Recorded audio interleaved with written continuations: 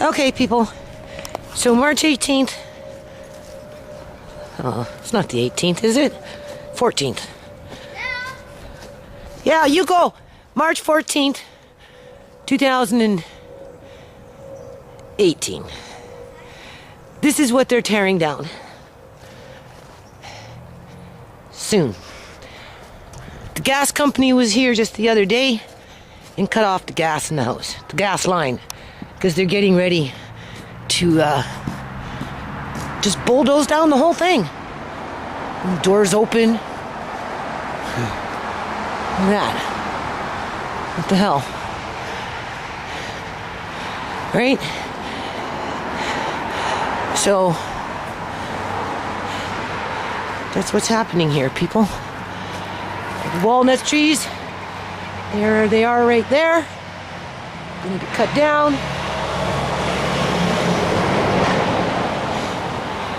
Pine trees. All these pine trees. The white oak tree. Apple trees over there. Trees over there. It's pretty messed up, people. This house is perfectly fine.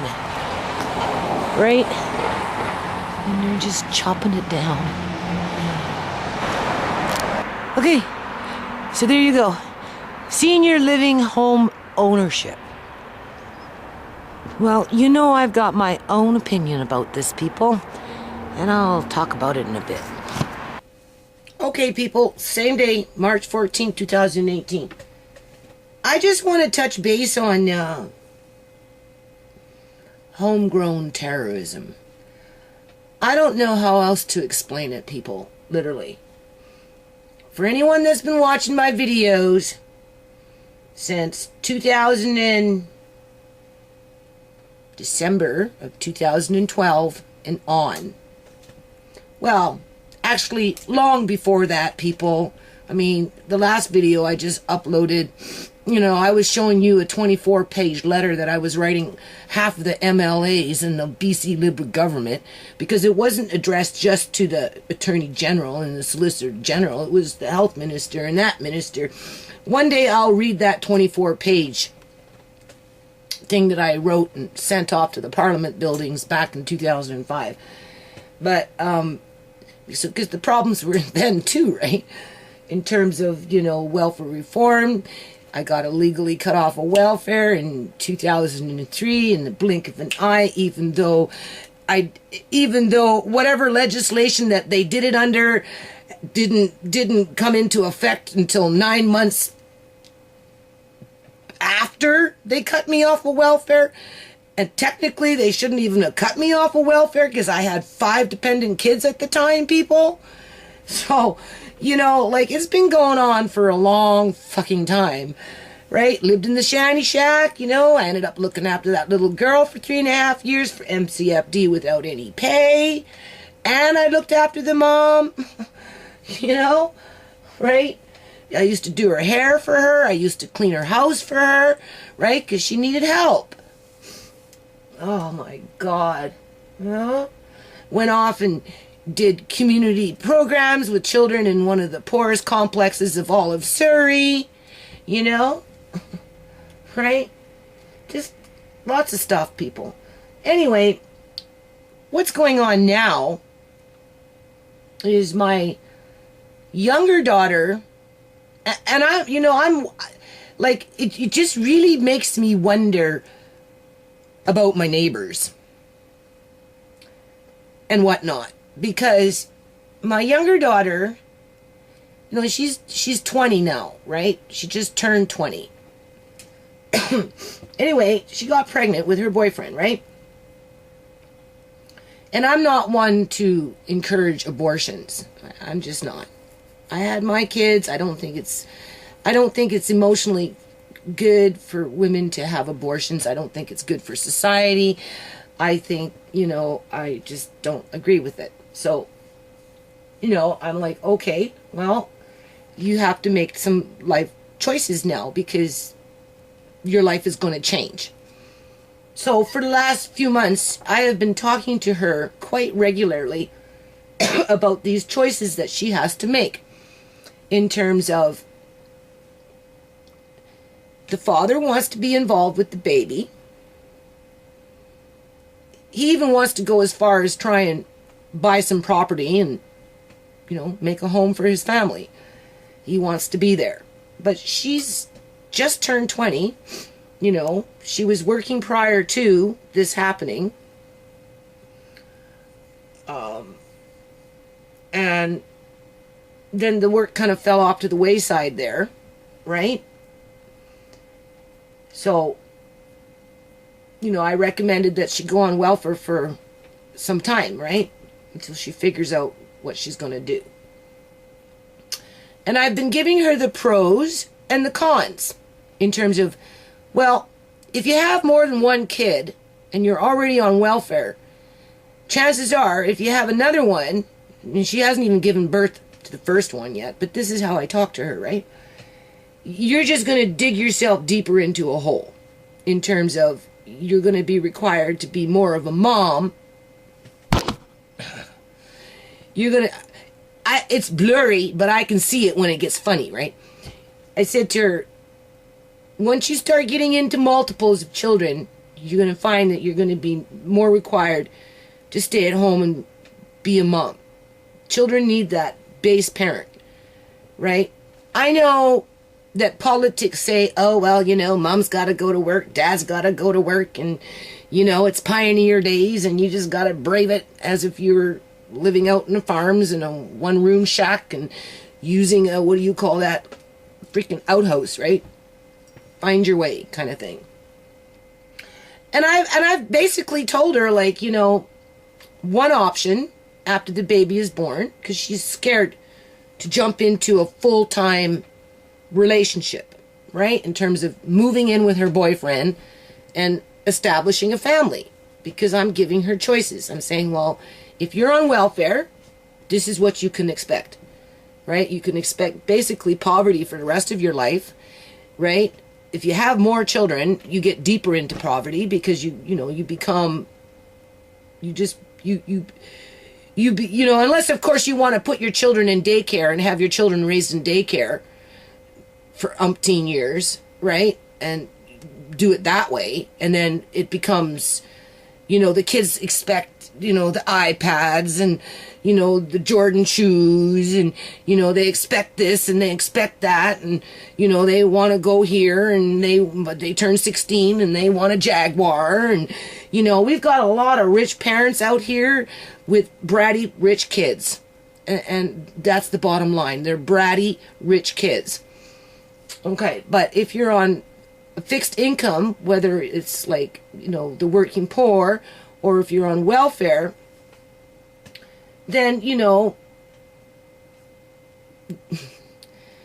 where are you going to invest your energy, right? So I advised her that she should first be a mom to her baby for the first 1 to 2, 3 years, because the baby needs that. The baby needs to bond with the parent.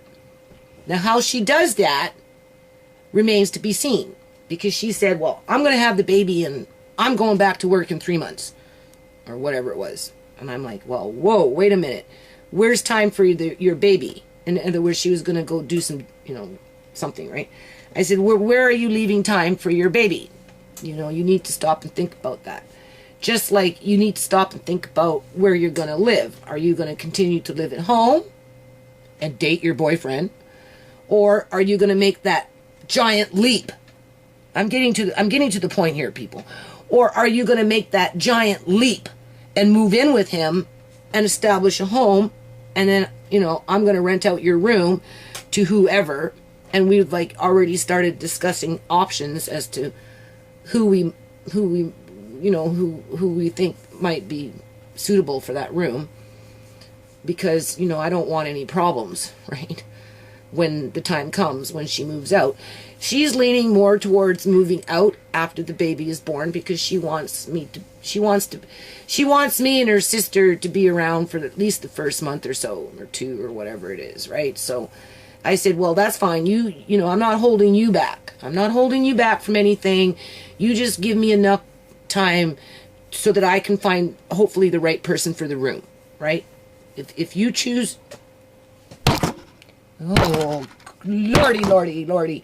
If you choose to move in with your boyfriend, anyway, the battery fell out on that one. Okay, so what I've been doing is I've been mentoring her since the beginning, right? And I've been giving her different scenarios in terms of, well, you know, if you continue to live at home, right, chances are you're going to be on welfare and you're going to stay in poverty, right? It's not going to be easy. You know, get used to basically having nothing, unless, of course, you want to be like me and take on credit, go into $40,000 of debt for whatever reason, don't found a nonprofit, right? Better yet, don't go into debt. Just get used to living with nothing, basically, because welfare gives you practically nothing to live with, right? And the only reason I'm doing okay, people, is because I've been in this house for 8 years and I did food storage, and, you know, I've been a homeschool mom for over 35 years and 30 years or whatever it is, 30 years, right? You know, like, whatever, right? You know, I tend to look after things, you know, I find things along the way and that type of thing. But for her, you know, being on a fixed income with unaffordable, oh my God, with unaffordable rent, right? Where's she gonna go? She only has two choices. And one choice is either stay home, right? Be separated from your boyfriend and be prepared to have him pay child support, which may or may, and this is how I talk to her, right? Which may or may not be taken off of your welfare check depending on the political winds of the day, right? Because it's a money grab it was a money grab for the BC Liberal government, right? I got a whole whack of child support one year, but it was all dollar for dollar and taken away from me. I never got to keep 1 red cent of it, people. It was like almost $8,000 in 1 year. And then a couple years later, I guess they changed the legislation, and now you're allowed to keep it to a certain amount, right? But I hardly get any child support now. So there you go, right? They manipulate your income to keep you at a certain income. And when I did my notice of claim, right, I put in the notice of claim to give the judge the information, right, in terms of John's income, my income. And when I got cut off of welfare for those 6 years, there's like a huge gap, which brought $40,000 worth of debt, right? So I talked to her about these things, right? And I told her that if she moves in with her boyfriend, depending on how much he makes, because the thing is, long time ago, the baby bonus, today they call it the child tax credit. In the old days, right, it was universal.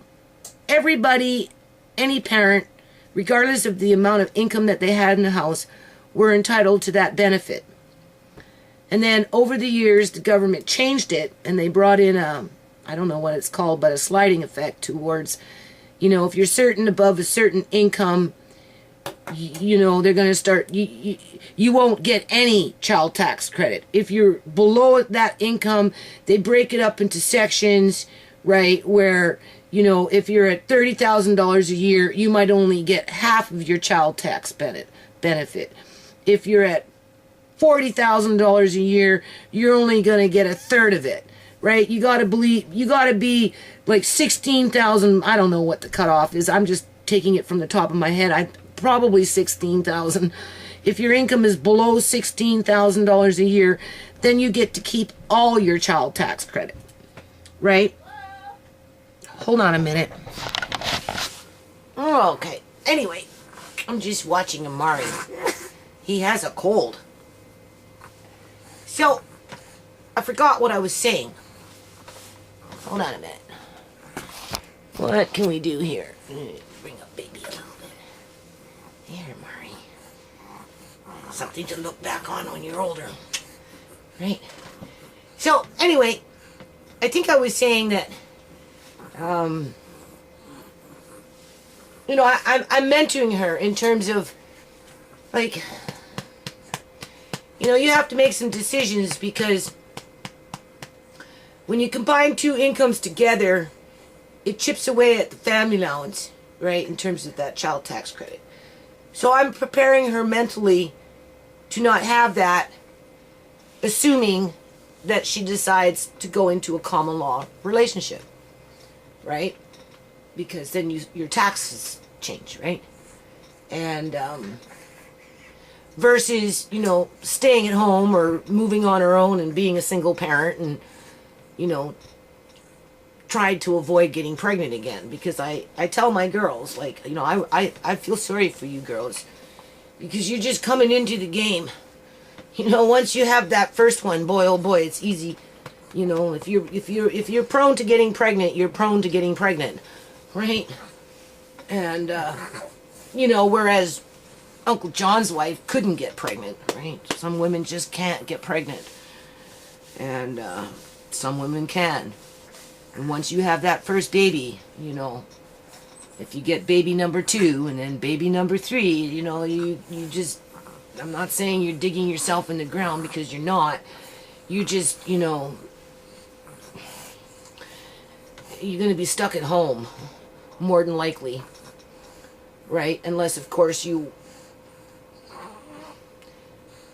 it's hard to say, right? Because what's happening with my middle daughter is she's now taking out a student loan, and she's going back to school for 6 months so that she can go be a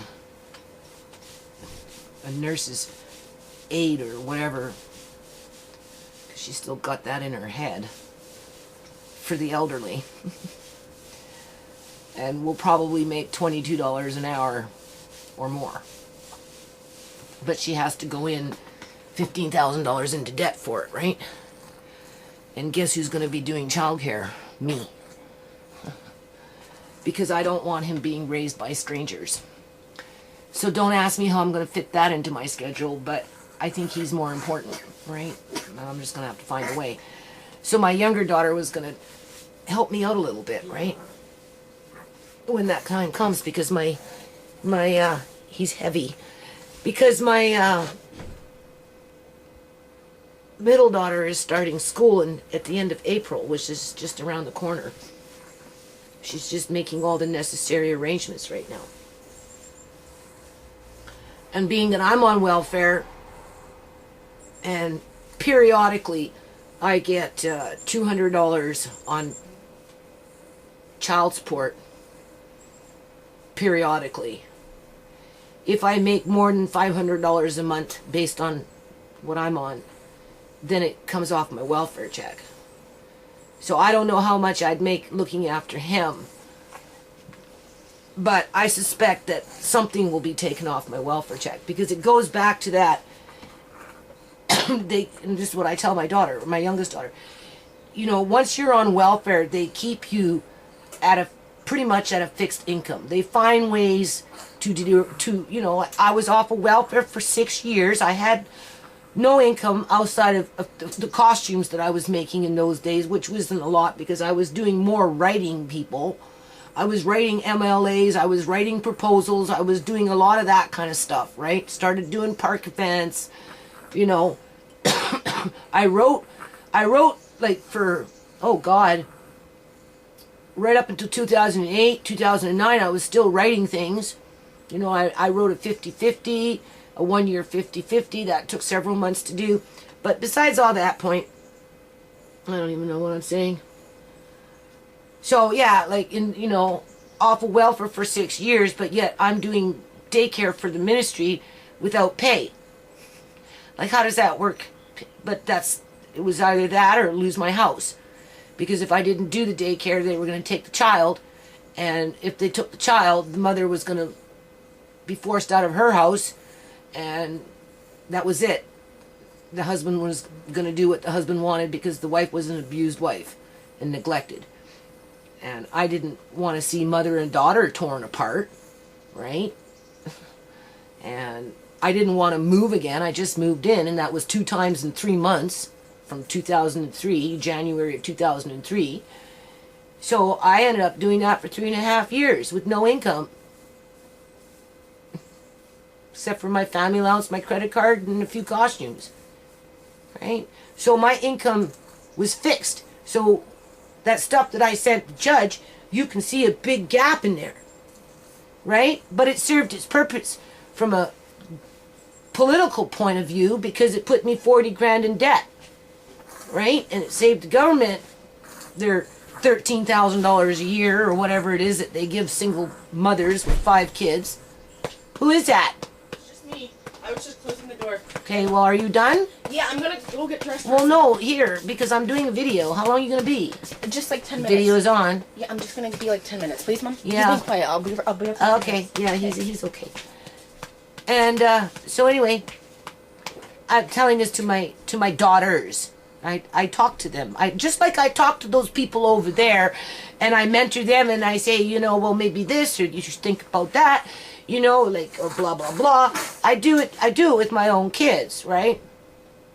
And so through that, my middle daughter, Shimei, is now going back to school because she doesn't want to be in poverty. She never wanted to be in poverty. And I'm telling you, people, if Uncle John wouldn't have gone missing, she would have been a nurse by now. But when you take people out of the home the way people have been taken out of my home, right, and then expect everybody to act normal and not be depressed and be happy, like, and just be, a functioning human being, like, it doesn't, in the real world, it doesn't work like that, right? So anyway, I guess my middle daughter is somewhat recuperating from the loss of Uncle John, and she's trying to step out of the box that she's been put in, right? Whether by having a baby or, with the loss of Uncle John, and, don't forget the stuff that we went through and Andre was taken from us, right? That was all through their teenage developmental years with their brain. Right? High trauma, high cortisone, high, just post-traumatic stress syndrome. But again, I'm mentoring my daughter, and I'm daughters, and, I tell them, like, if you have more than one, be prepared to get stuck in a rut. Not necessarily a bad rut. It's not a bad thing being a mother, but our society doesn't value mothers, right? These days it's chop them off at the neck. If you kill off the mother, then you can kill off the kids, right? Because we live in a predatorial society. I mean, that's pretty plain to see through my videos. And I also tell my girls, or my kids in general, the ones I talk to, that it's not safe to have children anymore because of the predatorial society that we live in, right? Because people are looking to make money off of children, and now they're targeting old people.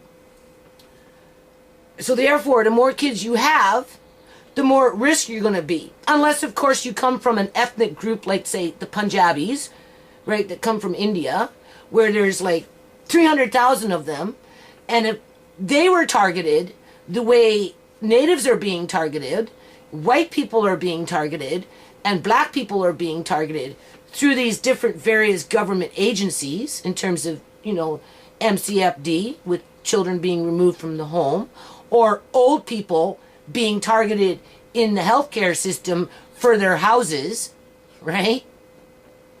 If that was happening within the Punjabi community at the rate that it's happening with the Caucasian community, with a few natives in there and a few black people in there, right? Proportionally to the demographics within we'll just say Surrey, for example, it would be an uproar, people. It would be a total uproar. The first thing that you would be listening to is that the government is being racist against the Punjabis.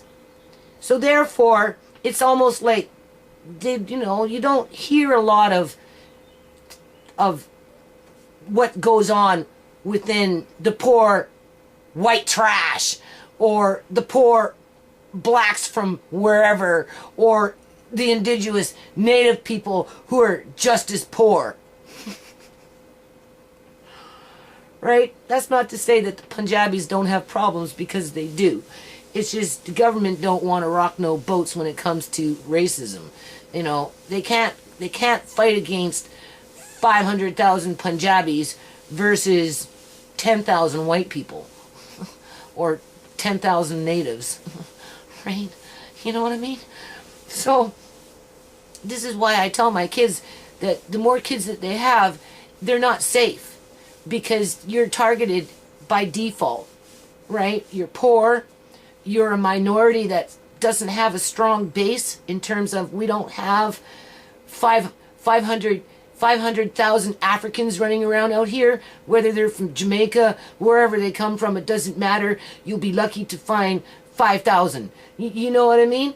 So obviously they're a minority group that throughout the system is being targeted, right? My landlady back in the day in 2005 came from Tamil, which is a different part of India, right? And therefore, because it was a different part of India with a slightly different type of religion, the Punjabi community as a whole within the Sikh community didn't care, because I took it to their temple, people, and I walked right into the room where the men sit with my old landlord Wally, with my nonprofit information in a freaking envelope, and I asked for help for that woman and that child, and they blew it off like it was nothing, because she wasn't Punjabi. She was Tamil. But she had me. So I did the best that I could for 3.5 years. Right? And this is what I tell my kids. It's not like it was when I had you guys. So the point of this, what I'm saying, is somebody in the near vicinity has phoned up social services on my daughter. I think she just got on in January. It's been like only 3 months since she's been on welfare. She's already being audited. When she submitted everything, then they wanted more. And now they're phoning her saying it's been alleged. Doesn't that sound familiar? It's alleged that you're living with your boyfriend. He needs to sign up onto your welfare form. She doesn't live with her boyfriend. She lives here. She pays her rent here. She spends time with her boyfriend, right? But she also spends time here, because she's not ready to leave the nest yet and go make her own nest, which at some point she knows that she has to make that decision. And so I'm mentoring her through this. But isn't it interesting how she's being targeted at such an early age? Is it because she went to court with me, people, and she witnessed what was going on within those courtrooms with that funky Judge Bowden straight out lying about his transcript? Or the last time I went to court and I'm standing there talking to the judge, right, in a tone that's normal for me, feeling confident about what I was talking about, and they sprayed me with their, push the button and have sheriffs come in to change the subject because we don't want it on the record what she's talking about. So we'll just cut her off in midstream and criminalize her for talking about it. because she's talking about it too loud in a courtroom when there's nobody there. And we're at the end of the fucking courthouse, in the corner, off by ourselves, as if it really was disturbing anybody, except for maybe the judge, who just sloughed it off and told me to go file it with the cops. And what happens? My daughter's being targeted. Right? Being told that she's doing something that she's not, just because she spends time with her boyfriend, who happens to be a good guy, who wants to look after her, is willing to look after her, willing to support her, right? Wants to buy some property. It probably won't be a house because you can't afford any houses out here. That's been taken care of. But it might be some condo or something, right? As I'm preparing her to lose perhaps her family allowance. Don't depend on the family allowance if you're going to move in with your boyfriend, because your tax base will change. This is how I mentor my daughter, so that when she gets there, it's no big surprise. I tell her to do it like Uncle John and Auntie Joan did. I used Auntie Joan and Uncle John as an example. Uncle John used to do the day shift because he used to clean the apartment buildings in the evenings, right? At night, after everybody left the freaking building, right? Auntie Joan worked during the day. So as she was working during the day, John was looking after Debbie. And then when John would go to work at night, Joan would look after Debbie. That's what I told Tisha to think about doing with her baby when the time comes for her to go back to work, if she wants more income in her house, because what her boyfriend makes isn't enough. I've already warned her, don't think that you can do what your friends do, because she's got people that she knows. I wouldn't know if they're her friends, but people that she knows running around out in the community doing whatever they do. Don't think that that's not gonna, get you into trouble, right? Because for some people it's just a matter of time. And then she mentioned to me, like, because now I'm like, well, now they got a file on you. You haven't been on welfare for 3 months, and they've already, they're already starting to accuse you of, oh, it's been alleged you're living with your boyfriend, and then, the spitting out his last name. And she's like, well, like, how do they know his last name? I never told him his last name. So like, what? So now she's walking around wondering who the fuck is spying on her to make more allegations? Like, what kind of society? And this is why I say it's not safe to have kids. It's not. Since when do you get pregnant at 20 years old, walking around in the fucking community, wondering who the hell is taking notes on you so that they can make allegations against you to fuck up your life at 20? Because they're trying to save the government some money. But at the same time, look what they did to Uncle John. Look how they're treating it in the court system, right? Look what they did to Andre. Look what they did to his mother. Look what they've done to this family. And they continue to do it in a roundabout way. Tisha comes to court with me, witnesses bullshit, and now she's getting bullshit. As I'm trying to mentor her in the right way, to make the right decision, because I said, gee, you're awfully young. You're being pushed into something that I, as a mother, think that maybe you're not ready for. In other words, having a baby and going into a relationship and making a life forever. Unless, of course, that's what you want. You need to stop and think about it. You really need to stop and think about it before you make that decision. Is he this? Is he that? Can he do this? Can he do that? Right? So far, he's pretty good. He doesn't cheat on her. He works. He stays out of trouble. Right? He wants to have a family. Right? He looks after his dad. Right? He's good to my daughter. Right? But already he's being gang stalked because he knocked her up. And they're not even giving them time to figure it out between themselves. Right? They're making allegations and making her doubt herself, gaslighting. For all the effort that they're putting into her, why don't they put some of that effort into what's going on in these fucking care homes? Well, because they're making money in those care homes, right? With those old people. So anyway, I just want to point out that my daughter, I think, is being gang stalked now. I really do. She's trying to make the right decisions. She's thinking to go live with him, right, after the baby is born. But she wants me to be there for the first little while with her sister to help her out for the first month or 2 or 3 or whatever it is. And then she more than likely will go live with her boyfriend, and then that will be it. And that means that she won't be around to help me, because she helps me with Andre or the yard or, you know, whatever it is, right? Dishes, or even just keeping me company sometimes, right? Just talking to me, or she cooks for me sometimes if I'm in the yard. Like the last 3 days I was in the yard, she cooked for me every day. You know what? She took out the garbage today. Like, she actually helps me, right? But once she moves out, she won't be helping me because she won't be here. So that's hard for her to walk away and leave me here, right? But I tell her I don't want to hold her back, right?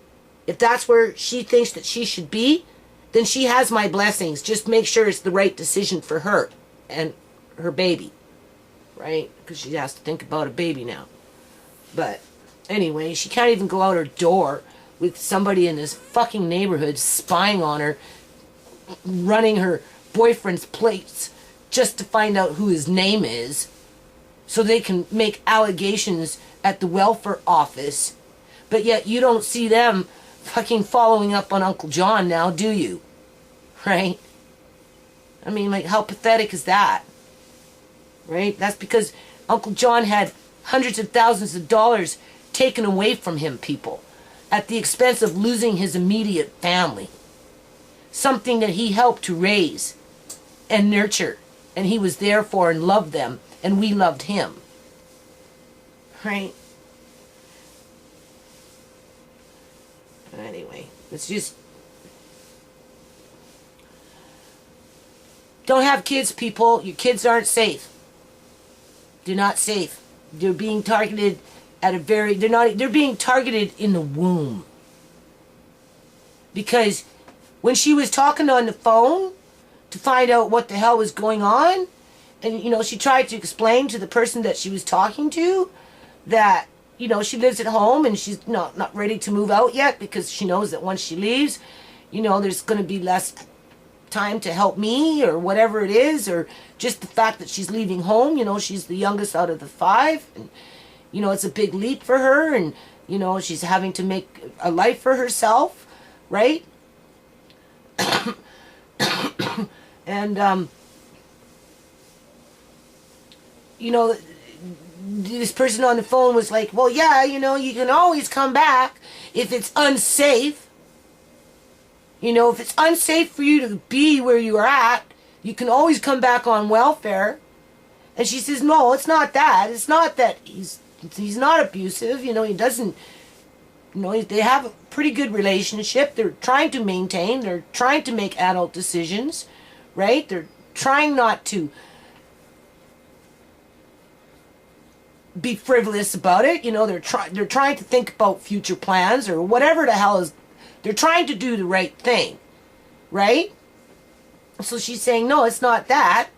Just, you know, the point is that whoever she was on the phone talking to, you know, was trying to create that file, people.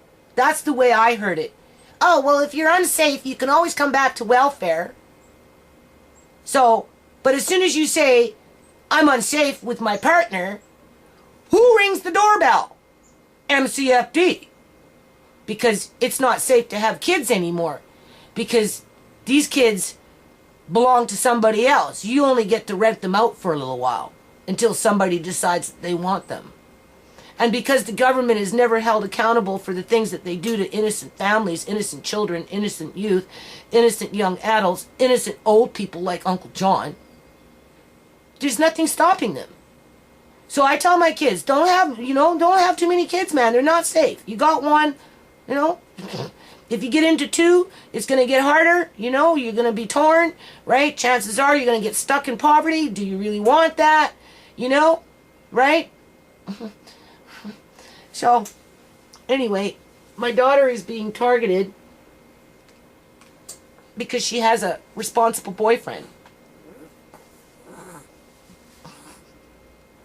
And she just hasn't decided whether she wants to marry him yet and move in with him.